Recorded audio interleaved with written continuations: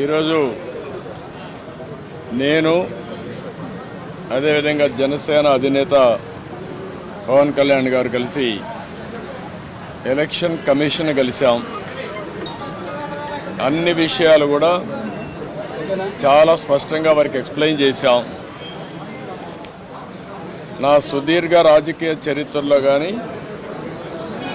పవన్ కళ్యాణ్ గారు కూడా రాజకీయాల్లోకి రావడమే కాకుండా రాజకీయాలను వాచ్ చేస్తూ ఉండడం కానీ ఇవన్నీ చూసిన తర్వాత ఎప్పుడూ జరగనటువంటి అరాచకాలు జరుగుతున్నాయి. ప్రజాస్వామ్యాన్ని అపహాస్యం చేసే పరిస్థితికి వస్తున్నారు. ఇంతవరకు మీరు చూస్తే కేసులు అయితే మా మీద విపరీతంగా బుక్ చేసి అంటే ఎక్కడ కూడా పనిచేయకుండా చేయడం కోసం రాజకీయ పార్టీల్ని రాజకీయ పార్టీల కార్యకర్తల్ని లేకుంటే అందులో పనిచేసే వ్యవస్థని మొత్తం సర్వనాశనం చేయాలి, నిర్వీర్యం చేయాలని ప్రయత్నం చేశారు.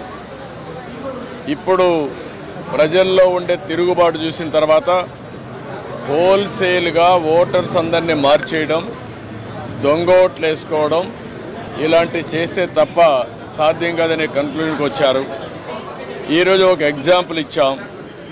ఒక్క చంద్రగిరిలో ఫామ్ 6 కింద 1,15,000 ఓట్లు ఇచ్చారు. దాంట్లో దగ్గర 33,000 ఓట్లు ఆమోదించారు. దాంట్లో వేరే నియోజకవర్గంలో విత్ ఎవిడెన్స్ అన్నీ కూడా మేము పెట్టాం. అవన్నీ కూడా వారికి ఎక్స్ప్లెయిన్ చేశాను.